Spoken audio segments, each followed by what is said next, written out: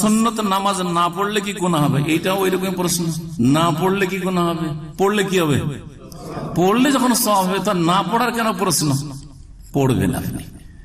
তবে যেই ব্যক্তি ফরজ আদায় করে, ওয়াজিবগুলো আদায় করে আর হারাম কাবিরা থেকে বাঁচে, সে 33 থেকে 40 মার্ক পেয়ে পাশ করে নেবে, এটা জেনে রাখেন।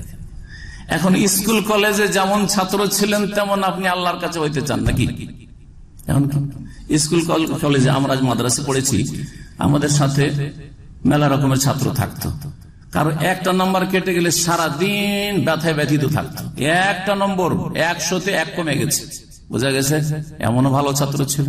আবার কিছু ছাত্র যেদিন 33 পেয়ে গেছে, বলছে কাজ হয়ে গেছে, পাস করে নিয়েছে, কাজ হয়ে গেছে, আজকে পাস।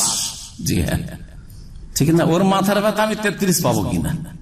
তা আপনি কোন মার্কা মুসলমান আপনি চিন্তা করেন।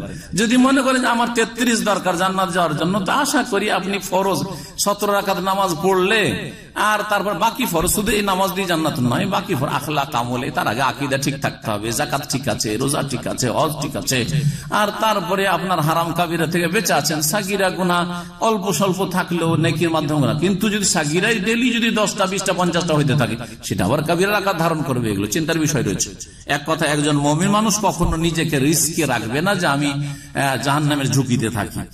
এই জন্য আপনি গুনার কাজে যাবেন না, আর সুন্নত নামাজ যথাসাধ্য পালন করবেন। কখনো যদি কাজ বশত ছুটে যায়, ডিউটির কারণে ছেড়ে দেন, অসুবিধা নাই। এদিকে কফিল নারাজ, তাড়াতাড়ি দোকান খুল। আর আমাদের বাংলা ভাষাভাষীরা তো ফরজ আর সুন্নতকে সমান করে পড়ে। এর সাথে 17 যদি পড়েন তো কফিলে তো 12 বাজিয়ে দিবেন দোকানে যাবেন, ঠিক কিনা?